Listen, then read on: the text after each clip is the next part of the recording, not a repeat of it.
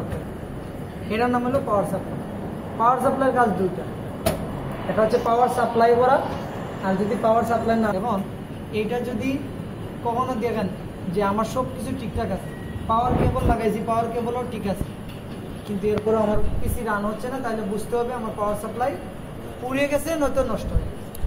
তাহলে এটা বুঝবো কিভাবে? এটাকে খুলবো আগে। কি করবো আগে? খুলবো। কিভাবে খুলবো? দেখো এখানে 4টা স্ক্রু আছে। কয়টা স্ক্রু আছে? পাইছো 4টা স্ক্রু। এই 4টা স্ক্রু খুললে সে অটোমেটিক এটা খুলে যাবে। কি ভোল্টেজ? কারেন্টে ভোল্টেজ আপ ডাউন হলে তো কিছু করার নেই, কিছু করার নাই, এটা তো বিদ্যুৎ অফিসের কাজ।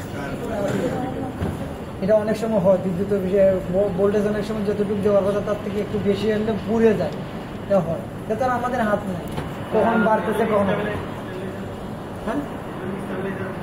হ্যাঁ এটাই তো। এখন এই জিনিসটা কাজ হচ্ছে এটা ভালো আছে কিনা খারাপ আছে এটা আমাকে আগে যাচাই করতে হবে। সো আমরা যখন 4টা স্ক্রু যখন খুলবো তখন দেখবো এটা অটোমেটিক খুলে চলে আসতেছে। আনার পরে এই যে দেখেন এখানে কিছু সার্কিটের অপশন আছে, এইদিকে একটু নাকের কাছে নিয়ে একটু গন্ধ শুনুন। শোনার পরে দেখবেন পুরো গন্ধ ভাব যদি আসে তাহলে মনে করবেন কি এটা update, voltage update up down হওয়াতে হয়তো আপ বেশি হয়ে গেছে, যার জন্য এটা কি হয়েছে, পুড়ে গেছে। তাহলে পুড়ে গেলে এটার কাজ কি? এইটাকে আর কোনো মেরামতের সিস্টেম, এটা পুরোটা ফেলে দিয়ে আর একটা নতুন আইনা জাস্ট এই সাইডটা স্ক্রু দিয়ে লাগাই ফেলতে, এটাই হচ্ছে কাজ। এটাই কি?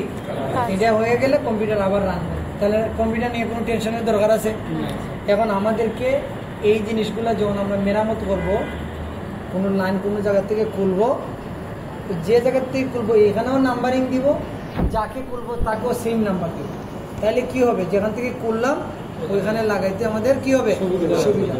এই ভুল কখনো করা যাবে, চুকের আন্দাজে কখনো পিসিতে হাত দেওয়া যাবে না। কারণ আমি ভাবতে পারি খোলার সময় এটা এন থেকেই করছি, খুলে 1 মিনিট যাওয়ার পরে দেখবেন আর এই জায়গার আপনি চোখের সামনে থাকা সত্ত্বেও খুঁজে পাচ্ছেন, পাবেন না।